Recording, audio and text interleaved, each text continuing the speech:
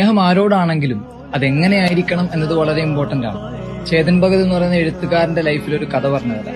അദ്ദേഹം ഡിഗ്രിയിൽ പഠിച്ചുകൊണ്ടിരിക്കുമ്പോൾ അദ്ദേഹത്തിന്റെ എല്ലാ വിഷമങ്ങളും പ്രയാസങ്ങളും ഒക്കെ ഷെയർ ചെയ്തിരുന്ന ഒരു പെൺകുട്ടി ഉണ്ടായിരുന്നു.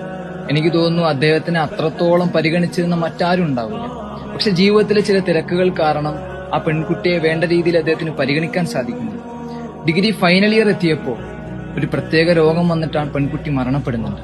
വലിയ എഴുത്തുകാരനായിട്ടും ചേതൻ ഭഗത് വീണ്ടും വീണ്ടും ആവർത്തിച്ചു പറയുന്നുണ്ട്, എന്റെ ജീവിതത്തിലെ എഴുത്തുകളൊക്കെ കുറച്ച് മാറ്റിവെച്ചിട്ട് ആ പെൺകുട്ടിയുമായിട്ട് ഇനിയും സമയം ചെലവഴിക്കാൻ സാധിച്ചിരുന്നുവെങ്കിൽ അതത്രയും മനോഹരമായി മാറിയിരുന്നേനെയാണ്. നമ്മളും പലരെയും സ്നേഹിക്കാറുണ്ട്. ചിലപ്പോൾ അത് പേരന്റ് ലവ് ആയിരിക്കും, ചിലരോടുള്ള ആത്മാർത്ഥ പ്രണയമായിരിക്കും, സൗഹൃദങ്ങളായിരിക്കും, എന്തുമായിക്കോട്ടെ. നമ്മുടെ ജീവിതത്തിൽ എന്തെങ്കിലുമൊക്കെ ചേഞ്ചുകൾ ഉണ്ടാവുമ്പോൾ നമ്മളതൊക്കെ വഴിയിൽ കളഞ്ഞിട്ട് വരാറുണ്ട്. പക്ഷെ നമ്മൾ ഈ സ്നേഹിക്കുന്ന ചില ആളുകളുണ്ടല്ലോ, അവിടെ നമ്മുടെ ജീവിതത്തിൽ നിന്ന് ഒന്നും മറയുമ്പോൾ അല്ലെങ്കിൽ ഒന്ന് മിസ്സാകുമ്പോഴായിരിക്കും നമ്മുടെ ലൈഫിൽ അവർ എത്രമാത്രം ഇൻഫ്ലുവൻസ് ചെയ്തിരുന്നുവെന്നും നമ്മുടെ ലൈഫിൽ അവരുടെ റോൾ എന്തായിരുന്നുവെന്നും നമുക്ക് അപ്പോഴാണ് മനസ്സിലാവുന്നത്. അതുകൊണ്ട് നമ്മളെ സ്നേഹിക്കുന്നവരെ, നമ്മൾ ഏറ്റവും കൂടുതൽ അടുത്ത് കാണുന്നവരെ കൂടുതൽ പരിഗണിക്കാൻ പറ്റും.